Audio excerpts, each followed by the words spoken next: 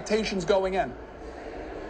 Look, I would love to tell you that I have expectations. I'm prepared to endure it because I don't see anyone who is admitting. Your callers have been talking about the border. I don't see him admitting the fact that, yes, it's within his power with the pen to reverse the 60-plus executive orders that he's brought forth to cause the problem of an invasion, not just a national security threat, but for every mom and dad who's got a daughter that's going to the local park to jog, with what happened with Lake and Riley, with what we know has happened in Louisiana and Virginia. You have this gentleman from Honduras that raped a 14-year-old girl. With Lake and Riley, and this gentleman that we know that under parole, this administration in 2022 paroled this individual into the country, whereas the Immigration and Nationality Act did not grant that authority. Parole is to be done on a case-by-case basis. They've turned it into a $30,000 per month quantum that is allowing people from Venezuela, Nicaragua, Cuba, and this gentleman comes across, and he's lawless, and he inflicts such horrendous crime upon someone in our country. And so, look, it's going to be an endurance tonight for those of us that sit in here and see plainly what this president's doing, not just there, but also with an economy, with inflation, the average family of four spending $14,000 more every year to buy the exact same goods and services as they were just 3 years ago, $1,300 more a month. As far as the Freedom Caucus, if I understand it, you're a member of the Freedom Caucus? That's correct. Will there be a formal response to tonight's speech? In terms of a formal response, I'm not aware that there will be a formal response, but I think if you see the cameras spanning the Republican conference, you're going to see a lot of response. There's going to be a lot of people, in shock at how someone in the highest position in our land just doesn't understand the reality of what his policies are bringing about. The House Speaker has called for decorum amongst all Republicans for tonight. How much do you think that you and your colleagues are going to adhere to that? Look, I will be civil. Civility doesn't mean that I may not have to struggle not to, make sure my face is not rolling its eyes. And I will do my best to try to not do that, to try to, honor the position, not the decisions, but the position. But I believe in civility. It's going to be an endurance test tonight for all of us that are just so disappointed at where we're at in this country with this leadership. A package of appropriations bills passed yesterday. How did you sign off on it? I didn't. I felt like the FRA 1% triggered the Thomas Massey provision was the better choice, and that was in the FRA. And extending to September 30th, it would have brought about significant cuts, $70 billion in cuts.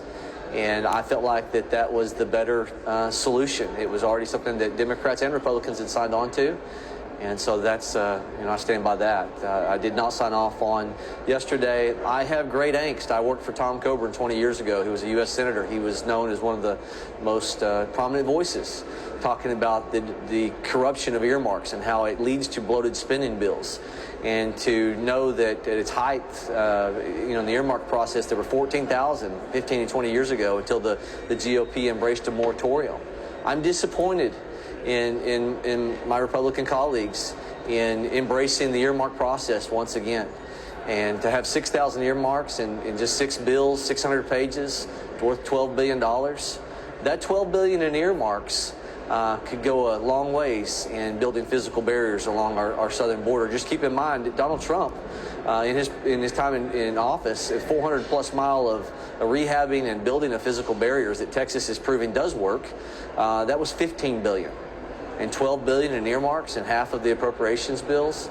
Look, man, keep in mind, too, this is the first time that I'm aware of in our nation's history where mandatory spending, which is Medicare, Medicaid, Social Security, plus food stamps, interest on our debt, that's the bulk of the mandatory items, plus interest on our debt, that consumed all of our revenue this last year. So that means by the time we get to the 12 appropriation bills after the mandatory, that means it's mandated that spending occurs, plus interest on the debt. It's mandated we pay interest on the debt. Then when you get the discretionary spending, and this is the first year where 100% of our 12 appropriation bills were borrowed monies. We brought in $4.4 trillion. That paid off mandatory plus interest on our debt. There wasn't any money left over for the extra $1.7 trillion going to discretionary spending, because that's the size of our deficit, was $1.7 trillion. This next year, just our interest payments are going to match what we spend on defense. Almost $1 trillion under each. We're going to spend flush down the toilet, no principal, just interest on past years of reckless spending. And what missed opportunity. To the level of our indebtedness is the level of our limited opportunities to spend those dollars otherwise. Are you and your fellow Freedom Caucus members messaging these things to Speaker Johnson? And ultimately, if these appropriations bills passed, what does it mean for his political future? Look, that will be a conversation that's internal. I can just say that I am somebody that wants us as a conference to adhere to the principles of our platform of fiscal discipline, and I'm really concerned that we're majorly missing the mark. And I think Speaker Johnson has it within him. I know he has it within him. I know that he is a conservative.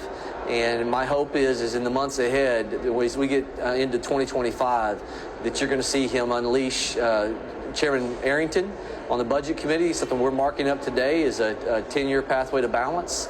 And my hope is that Speaker Johnson is going to lean on the appropriators. Once we set the 302A top line numbers and what we're planning on doing in the years ahead, that the appropriators would say, we're in. We understand that what can happen within 10 years when insolvency is on Social Security and insolvency hits Medicare. We understand that we're going to get serious about real change, not wordsmithing change. Representative Josh Brecheen of Oklahoma, a member of the Budget and Homeland Security Committees, also a Freedom Caucus member. Thanks for giving us your time this morning. Hey, thank you. Appreciate it.